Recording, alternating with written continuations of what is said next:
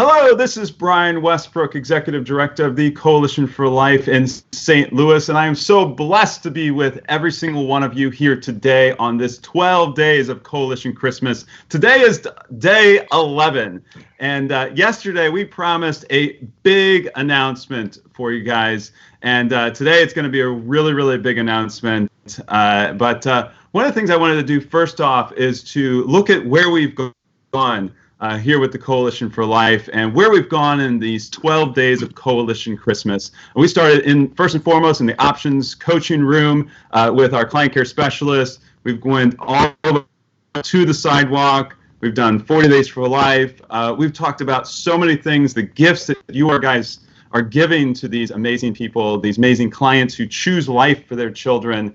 We've gone all over the St. Louis area, but today is our opportunity to take it to the next level. So we spent 10 days talking about what we are doing and what we started doing here in 2019. But next year, we're going to hit the ground running on a brand new project.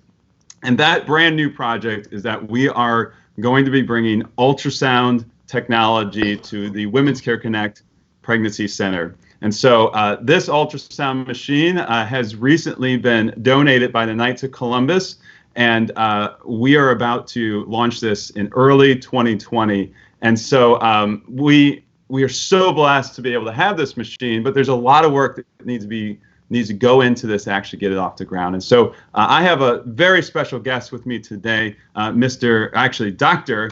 Gavin Pudoff, who's a physician here in the St. Louis area. Gavin, welcome to the program. Thanks so much for having me, Brian. It's a true pleasure to be here with you today.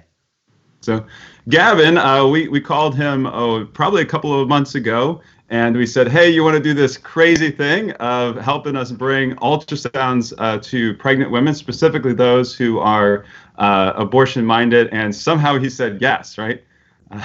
It was an easy yes, because honestly, you guys do fantastic work with Coalition for Life, and what you're doing with Women's Care Connect, it's so powerful for these women who are at risk for choosing abortion. It was a no-brainer for me to say I really wanted to be involved with what you guys are doing. Well, again, thank you. And Gavin is now going to serve as our medical director and going to oversee all of the things that we're doing here, specifically with the ultrasound machine.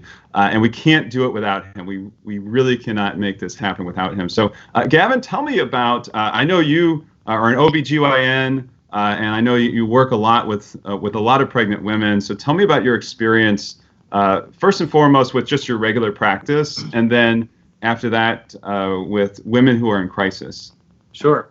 I'm a physician at Mercy Hospital. I'm an OBGYN physician. I specialize specifically in NAPRA technology and the treatment of infertility and recurrent miscarriage. So I see a lot of patients who are really working diligently and very, very hard to actually achieve a pregnancy, which is a very different type of patient and client scenario than what we see with these women who fall into crisis pregnancies. So that being said, in either aspect, I'm working with women who are getting this special and miraculous encounter with life at its very, very earliest stages. And even though the response can be so much different for one woman who was not expecting a pregnancy and is now in a crisis pregnancy versus our patients, for example, that I work with on a daily basis who have been praying for and hoping for a pregnancy for years, who finally meet this new unborn baby within them. So on either spectrum, you can see how powerful a moment that this type of situation is for women. And I think that's why it's so fantastic that those who are in the crisis situation that they encounter you all in, they have the support that the Coalition for Life and Women's Care Connect, by providing the options coaching that you're talking about, you give them the support that they need in that most difficult time. And I know for us as a family, we've been involved in 40 Days for Life, and I know that Coalition for Life is extraordinarily instrumental in making that work. For my family, it's been a really powerful moment for us to stand with you all outside the Planned Parenthood abortion clinic in downtown St. Louis. So this was a very easy sort of integration of welcoming a new aspect of what I could do also with my medical license to be involved with the fantastic work that you all are doing. Well, again, thank you for being on the live broadcast today. Sure. Tell me about what all the work that goes into actually getting this off the ground. We have a machine, or we're about to get a machine, but I know there's a lot of behind the scenes work that has to happen to get this off the ground. Tell me about that. It's as easy as just taking a nice ultrasound machine that's been donated by the Knights of Columbus and putting it in an ultrasound room, and just advertising on any way that we can that we provide the service. That being said, it is certainly not that easy. So as you know, we've met several times over several different hours of meeting times to go through the very detailed, important regulations that are involved with this, but also importantly, identifying those areas where we need to make sure that we have really good sound protocols in place for those who are actually administering the ultrasounds, for the clients who are coming in to receive the ultrasounds, and what they then do with that information. Because certainly some women might not be the best candidate for getting an ultrasound with us, and we have protocols and stipulations for who would need to go to the emergency room, for example. So I think with anything involving medical care, or even the what would appear to be medical care, even though this isn't true medical care because it's simply just an ultrasound for the benefit of the mother.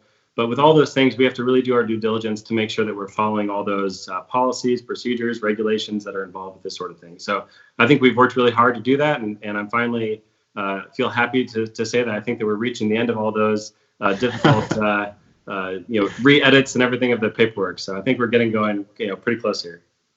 Good. So on top of that, we also a couple of months ago we hired a nurse to be able to do the ultrasounds. Her name is Kristen. She sits right next to me in the room next door here. But we just sent her through an ultrasound training as well. She's going through all this documentation as well, transferring her license over to Missouri. So there's a lot that's going into the actual training of the individuals who are going to be doing the ultrasounds. And then one of the things we have going on as well is, again, we're expanding and growing in our current office and renovating this brand new ultrasound room. And right now it doesn't look all that pretty. It's we had a medical table donated. We need to clean up a little bit and have a sink to put in and those kind of things. But those types of things are really, really important to be able to have it nice and clean and comfortable and a very nice medical environment, plus a great ultrasound tech and then great support behind the scenes, including we're actually getting medical records, electronic medical records as well, that need to be in place and HIPAA compliant as well. So a lot of work we've been doing behind the scenes, and Gavin, you've been very, very instrumental in being able to get this off the ground. What could you say to those who are listening today, who are subscribing on YouTube, by the way? So what can you say to those who are listening today? I think being able to provide ultrasound as an additional tool to what you all are already providing with all of your services, whether they're sidewalk counseling or options coaching, it's just one extra piece of the puzzle that gives you this extra leg up in terms of having this opportunity for impacting these women who are at risk.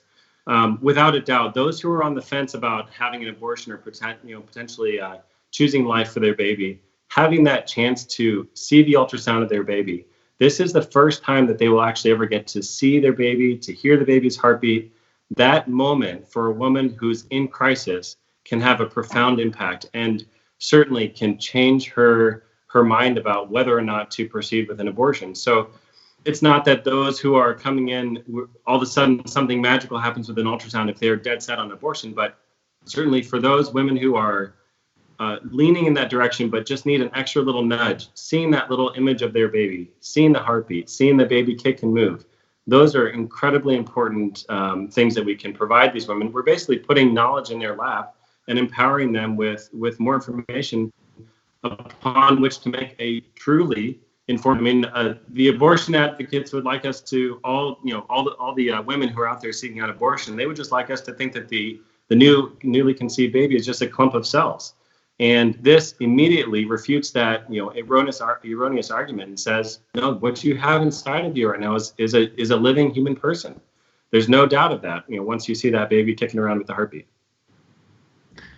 Well, again, so just one thing, you're actually on vacation with your family, and you somehow decided to take a few minutes out of your time. So We want to thank you for being on the program, but more Absolutely. importantly, for stepping up. I know that it's a lot of work to be able to get this done and get the ultrasound machine up and running so we can provide this in early 2020.